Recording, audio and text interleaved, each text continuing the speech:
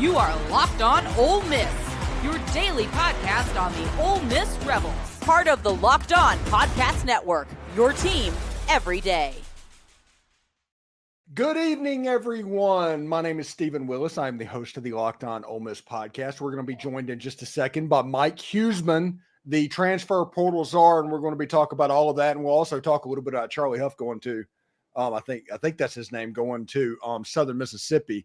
So we'll get into that a little bit as well. If you have questions, don't be afraid to ask them. Just be sure to put in the comments exactly where you're texting from or you're commenting from and your name so that we can get to you as well. So we are going to try and answer your questions on the transfer portal for about the next half hour. But right now, let's bring in Mike Huesmann. Mike, before we get started with the transfer portal, as people are coming in, what's his name? Charlie. Is it Charles Huff? Charles Huff. Yeah. He was Marshall's head football coach. They went to a conference champion. I think they won the conference championship. They beat the Raging Cajuns 31-3. Yeah. And after the game, he ends up going to the team that I think finished last in the Sun Belt from the team that won the championship. What happened? So it didn't happen overnight. Both him and the AD have since said those negotiations had been ongoing. Our AD wasn't blindsided by it, but you don't hear that story. It's a very odd turn of events there.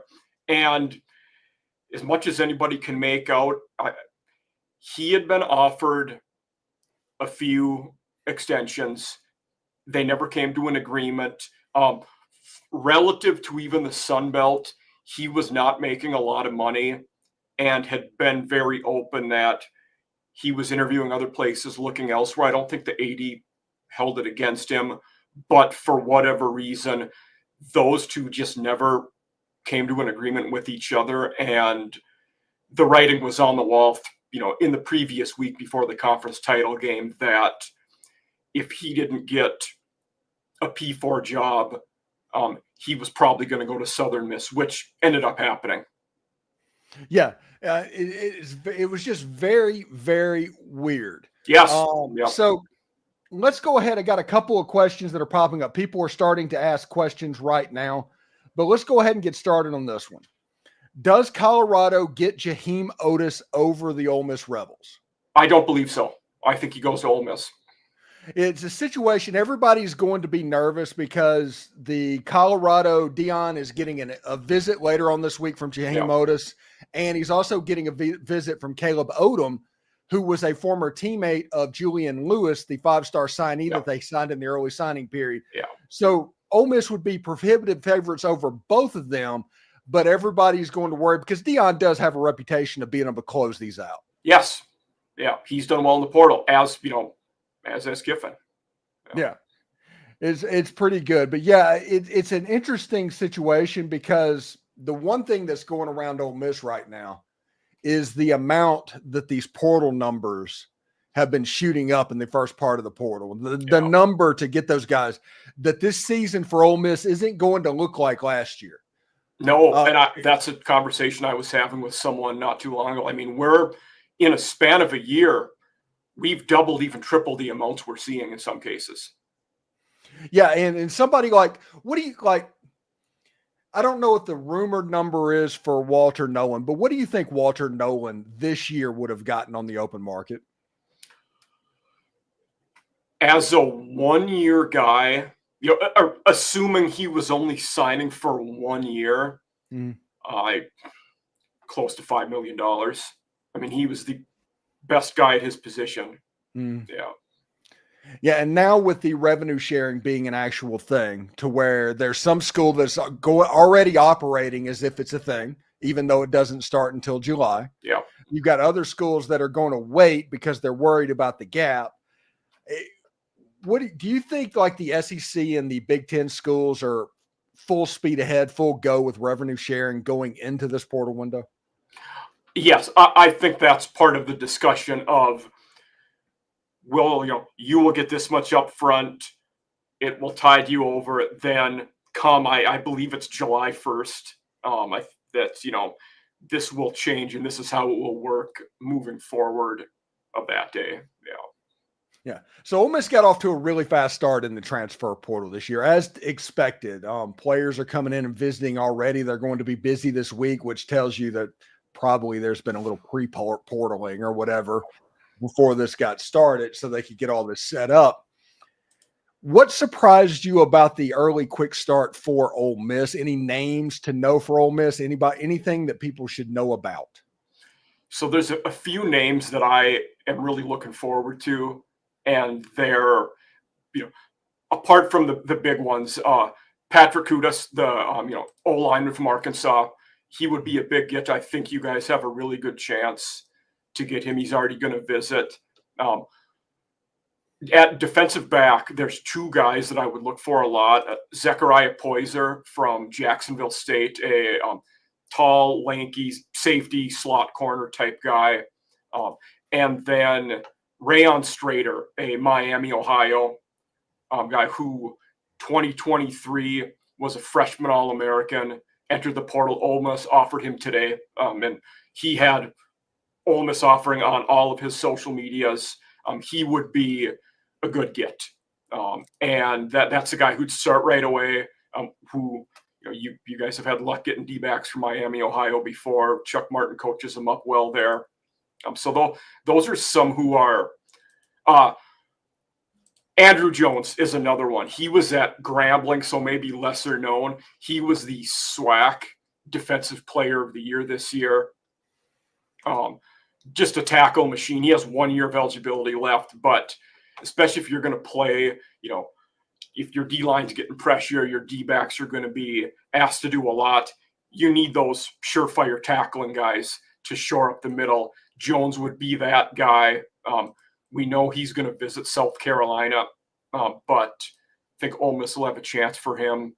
And another random guy, I haven't heard any schools for him, but Ahmad Hardy, who was the Sun Belt Freshman of the Year this year, running back from Louisiana, Monroe. I think he's visiting Ole Miss Friday. Okay, that is not surprising to me.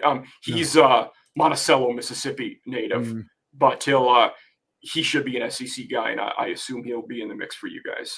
Yeah, I would imagine if he gets on campus, Ole Miss has as good a shot as anybody to land him as well. Andrew Jones, the linebacker out of Grambling, it kind of feels like they're in wait and see mode with Chris Pupal to see if he comes back. And if he comes back, Ole Miss probably isn't signing an Andrew Jones. Yeah. But Andrew Jones, it feels like that's the insurance policy for Chris Pupal. Yeah. From what I'm seeing, it looks like Ole Miss is in pretty good shape with Prince Will, Huesmann Milan.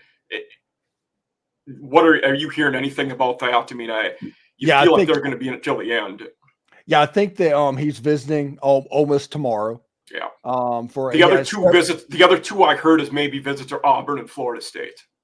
And I think LSU and A&M's in there as well. But A&M was on that list too. Yeah. A&M's in the list for everybody. I mean, and it's just what it seems like LSU has been the last couple of days too. You hear everybody's looking at LSU. Yeah, it's kind of funny to hear about how Brian Kelly, all of a sudden, his plan to not use the transfer portal. I was like, nope, we're all in. We're going for it right now. Which, people love taking pot shots at him. I view that as a sign that he's willing to adapt, and necessity of keeping your job will do that. Though the other one I was looking at, it's obvious that Austin Simmons will be the guy. Do you think Ole Miss brings in a backup QB in the portal, a veteran guy who could be trusted if Simmons gets hurt, something of that nature? I'm going to mispronounce his name, but the name that was been going around the Ole Miss circles was I think it was Anthony Calandre from Virginia. Yes. Yeah, that name is going around a little bit. Okay. I don't know about that because, like I said, if you're going into a situation to where it's going to be hard for somebody to win the job, it might be somebody that goes up a level a little bit. You need to look at the G5 level that was a starter that might be wanting to go to Power 5 just to get some NIL money. Or either that, or to me it would be a guy like Max Johnson, maybe, or a Tyler Van Dyke, who they got 1 year left in football. Sam Heward. Yes, exactly. Yeah. A guy who I'm going to make some NIL money in my last year ever of playing football, and then I'm going to start coaching or get a job as an accountant, something like that. Yeah. So get the piece of paper with the name on the top and see what I can do as we go. Yeah. Anyway, when we come back, we will continue with your questions there. So keep asking, put your name down and where you're questioning from. We will get to that. We're talking transfer portal until the bottom of the hour. This is the Locked On Ole Miss podcast. Get ready to tackle the NFL action with FanDuel. That's America's #1 sports book, because right now new customers can bet $5 and get $150 in bonus bets if you win. Every college football playoff game is featuring a home team that is favored by more than a touchdown. And I might be crazy, but Tennessee might be more built for cold weather than Ohio State. That might be the upset we need to watch. That's my hunch. So when you get a hunch in the middle of the game, you can check out the latest stats, view live play-by-play, and so much more on the same page where you place those bets. The FanDuel Sportsbook app gives you everything you need to place those bets on the NFL or college football all in one place. Just visit FanDuel.com to join today. You'll get started with $150 in bonus bets if that first $5 bet wins. That's FanDuel.com. Never waste a hunch and make every moment more with FanDuel, an official sportsbook partner of the NFL. All right, Mike. So let's go in here and look at answer some of these viewer questions a little bit that's wondering about the transfer portal. Mike Huesmann, the transfer portal czar from Mike Farrell Sports and all along the internet, coming in here looking at what's going on. So this is from Gary Grizzard from Boonville. Who will be the first commitment that Ole Miss gets? And will Ole Miss get any cornerbacks or wide receivers? And it's like, well, yes, they'll get both of them. Yeah. Singleton, they're trying to set up a visit with him now. I think the first commitment will be Kutas from Arkansas, the guard. Okay. I think that's probably a done deal. He's already being crystal balled there. And corners, I'd mentioned Rayon Strader from Miami, Ohio. Jakeem Jackson from Florida is also out there. Could be a guy.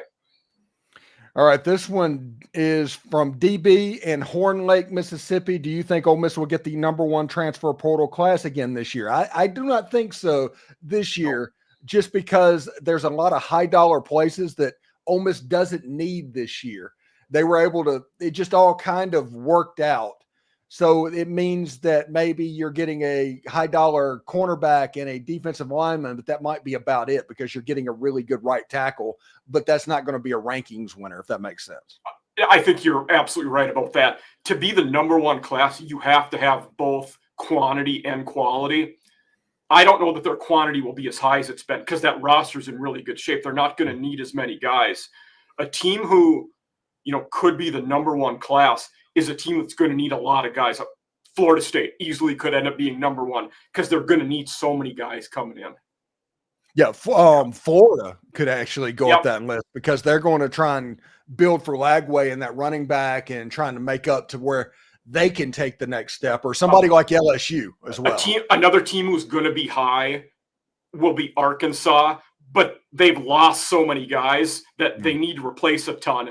But the rankings don't bake in who you lost. It's only who you gained, and they're going to gain a ton of guys. Speaking of that, I think Luke Haas, tight end from Arkansas, could be an Ole Miss guy, and he'd be a really good get. Yeah, he's visiting Ole Miss over the weekend as well, per David Johnson. He's visiting LSU and Alabama as well. Alan Beck says, what about kickers? Have you heard anything about kickers?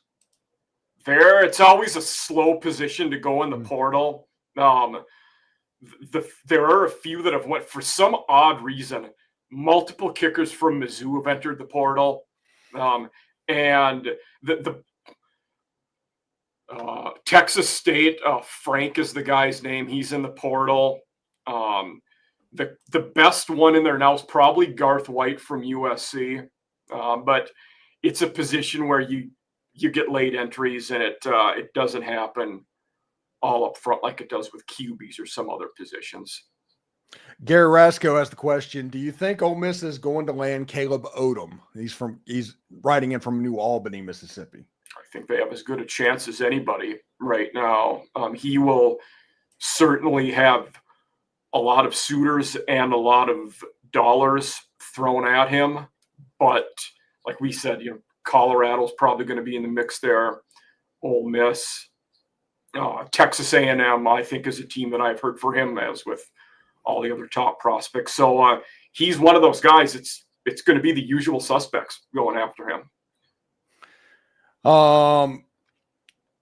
Gary Rasko also says that Ole Miss needs to go after the wide receiver from Georgia Tech. Yeah, he's the top player in the portal. I'm not going to get in too much on that one because that is the whole first segment of tomorrow morning's show. But Eric Singleton, and it goes without saying, Ole Miss and Auburn are kind of the front runners on that one. Auburn was the second place team behind Georgia Tech in high school recruiting. That's always an advantage, but Ole Miss is going to be in this till the end. It all kind of depends on his number. Jeff Ketchum from Orange Bloods put out that Eric Singleton's number was around $2 million. Honestly, I would have thought it would have been more. Yeah. That's significant amount of money, but yeah. Mark Walsh says from St. Louis, I think we need to focus on defense. Look how dramatic it was for this year and running backs. Okay. You said that you think Odom ends up at Ole Miss, but let's just for a second pretend he doesn't. And that doesn't happen. The key to Ole Miss's defense, and the reason it was so dominant this year, was because of Walter Nolan. So they need somebody like a Jaheim Otis. But who is the next defensive tackle in the portal? For them, I think it could be another A&M guy who was in the same class as Walter Nolan, a five-star, Gabriel Brownlow-Dindy. He's in the portal, big name. He would be more like a Nolan than an Otis. He's not the massive wide body guy that Otis is. He's a little more athletic and smaller, but in that same vein of, players. And I think Brownlow-Dindy could be a guy to look for. Yeah. Jack Speed from Richmond, Virginia says Kentucky seems to be in self-destruct mode. Is there anybody there that Ole Miss would be interested in? Ole Miss is interested in Berrien Brown and Dane Key. The problem with them is like Dane Key is probably going to end up maybe at Nebraska unless he gets a really good offer because his wide receiver coach is there. Yeah. Berrien Brown, I think LSU is, they're camped out around the Children's Cancer Charity, right? Yeah. The other one for them that will be interested, we had mentioned before needing a backup QB. Gavin Wimsatt would be a decent backup QB if you're Ole Miss. And I don't know what's going to happen with Chip Trayanum. He was at Arizona State, then he was at Ohio State, then he went to Kentucky this year, but was never healthy. He could be a running back to look for somewhere to be maybe not the feature guy, but in the stable and playing regularly. Would you take Trayanum or Ahmad Hardy if you had the choice? Hardy. Because with Trayanum, you're getting 1 year. Hardy, you're getting at least 2, maybe more. All right. Rise Music says, Brian from Los Angeles, Ole Miss needs to make a call to Miller Moss, Broken Spring the Rock, and the word out he wants an SEC destination. What do you think about that? I'm lower on Moss than most people. He was not great when he played this year for USC. They pulled the plug on him faster than, we never thought they'd pull the plug on him. But Lincoln Riley made that decision. I'm just not a Moss guy as much as most are. I do think there is a chance he ends up at the SEC. Mizzou and Louisville are 2 schools we know he's visiting, so he could be a Mizzou guy. And certainly he's going to end up at a P4 school as a starter, but I wouldn't take him, over Simmons at this point. And like I said, for multiple reasons, I'm not as high on him as most people. Gary Rasko says Ole Miss should try and get Williams Nwarnia.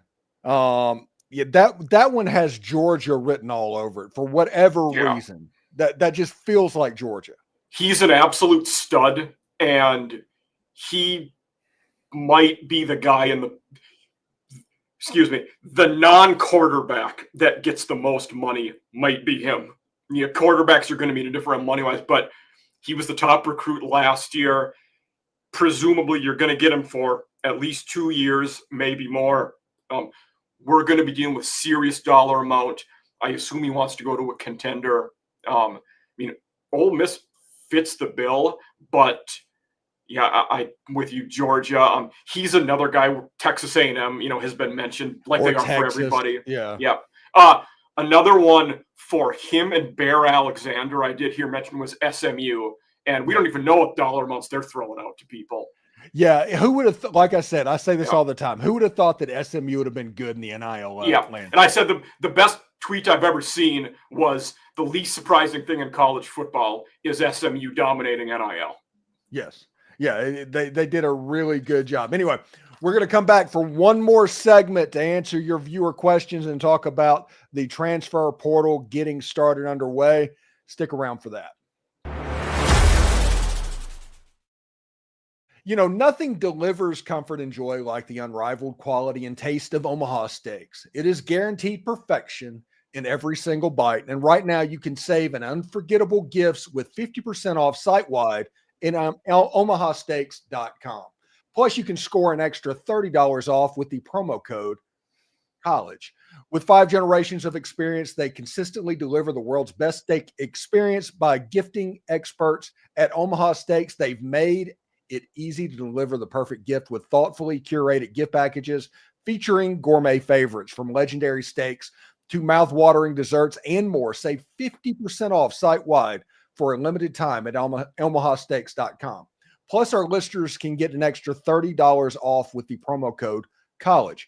That's 50% off at omahasteaks.com and an extra 30% off or $30 off with promo code COLLEGE. Minimum purchases may apply.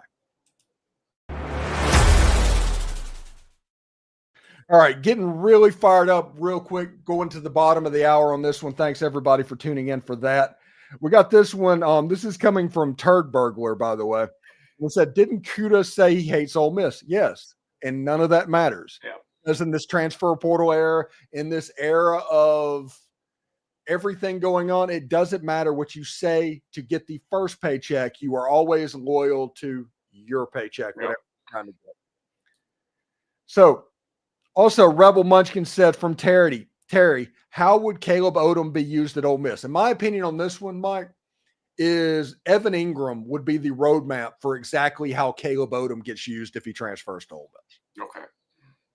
Yeah. Another guy, similar to that position, that tight end flex guy, Terrence Carter from Louisiana, went in the portal, was very good for the Raging Cajuns this year. He could be a guy. Okay. Real quick, started to visit today, Deshaun Womack, transfer from LSU. It was in Oxford today.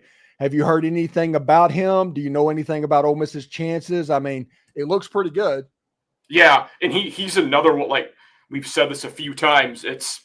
We're hearing the usual suspects for him. I have to imagine if he visited this quickly, they have a legit shot.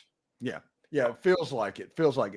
And one thing from James Mendoza, the last question of the night, any updates on Bryce Pollock? Tell me about Bryce Pollock and what I need to know. So we do have some updates on him. He has set a few visits, all of which were to Big Ten or ACC schools.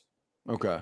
Yeah. So he's likely leaving the Southeastern Conference footprint. Yes, and I don't know how accurate this is, but it was put out there that he specifically wanted to leave the SEC. Okay. Well, I don't know why, but yeah. It makes a little bit of sense, honestly, if we're going to be real about it. Because he was like recruited by Mike Leach. Yes. And then everything that happened, it got weird, and he probably got, I don't know, his impression of the SEC got soiled by what went down and the way that happened. The last 2 years have not been easy in Starkville. They have not. No, things have really went off of the hinges there. I know he's an Atlanta area guy originally.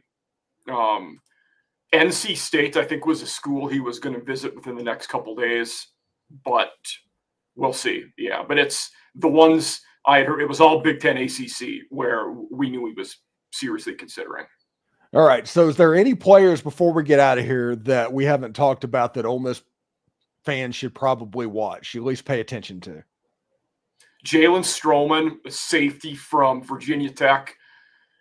Pretty good box player, makes all kinds of tackles. He was hurt all of this year, but had played well in the past, could be a guy at a position where they need. Tyler Mercer was the freshman All-American center this year at North Texas, is in the portal, and you're looking at, I would keep him at center, but probably could play guard. He's a future NFL player. I'm assuming will end up at an SEC school, and he's an absolute stud. So Tyler Mercer would be a guy to look for. And then Ethan Onianwa, O-tackle from Rice, just a mountain of a man, elite pass blocker. He's 6'6", probably 350 pounds. Not as great, or as polished in the run game. Elite pass blocker. Is he a right tackle or a left tackle? I think in the SEC he would be a right tackle. Yes. Because with Austin Simmons, the right tackle is the left tackle. Then maybe he's the left tackle. I don't know that he's a left guy. If he gets a little quicker, he could, but at that size, that's not something that might come easy. But elite pass blocker. So that could be one. And then at receiver, Omari Kelly, Middle Tennessee, could be a guy that might help you guys and might not be as high dollar as some of the guys. We've talked about Kendrick Law, another Bama guy who's in the portal. And a high-end receiver we haven't talked about, Kevin Concepcion from NC State, near the top of all the receiver lists. We know he's going to visit A&M and Bama. If I was Ole Miss, I'd be in on the guy. He's a stud. What about Fluff Bothwell? He was another guy on my list who I looked at today. It sounds like he's going to visit Auburn, but he could be a guy. Yeah, I mean, he will be an SEC guy. Bothwell's another one who would make sense for South Carolina, and they'll have to replace Rocket Sanders. So we're hearing them in on a lot of the running backs too. Yeah, South Carolina is getting ready to hire Mike Shula as their offensive coordinator. It was announced since we've been getting ready here. I saw it right before we went on the air. Okay, so that's pretty cool. Anyway, Mike Huesmann, he is the transfer portal czar. Anything you need to know, Huesmann CFB is his Twitter handle. Follow him on Twitter. Excellent follow. He knows what's going on with the transfer portal. He follows this stuff pretty religiously. So thank you very much, Mike. And is there anything that I forgot before we do this? Because we're not going to get together for another week. I don't think so. I mean, we touched on a lot of the big names. There's, obviously the QBs are whoever, but, most people look at. There's a lot of them out there. And yeah, that's about it. I don't think portal-wise we've neglected anything too big. All right, Mike. Thank you very much for coming on the show. Next week, we will do it again. Thanks, everybody, for watching, and we will talk to you later. Glad to be here. See you later. All right, take care.